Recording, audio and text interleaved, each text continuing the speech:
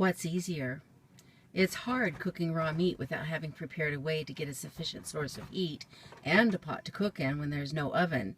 It's so much easier to have bought a propane stove and have a Dutch oven ready when disaster strikes. Water. It's hard figuring out how to transport water back home when your well goes dry. It's so much easier when the water stops flowing to have purchased containers ahead of time and stored them full of water. Fuel. It's hard keeping warm in the dead of winter when there's no fuel delivery or the lines are severed. It's so much easier to have cords of split wood at the ready to use in a wood stove that you bought years ago, just in case your fuel ran out. Food. It is hard getting food to eat once the larder in the house is emptied. It's so much easier to go down to the basement and bring up food preps purchased a long time ago. Broken utilities. It's hard searching for a suitable tool and figuring out how to turn off a leaky gas line after disruption.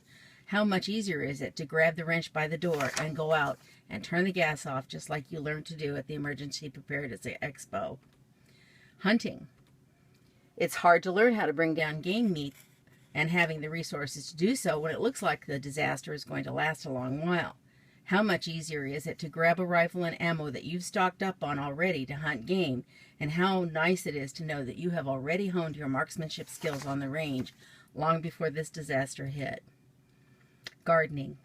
It's hard when the stores run out of fresh vegetables, and it will be nearly impossible to find fresh food in a disaster. How much easier is it to have already invested in a garden and to be able to go out your back door and pick your fruits or vegetables for the table? The end.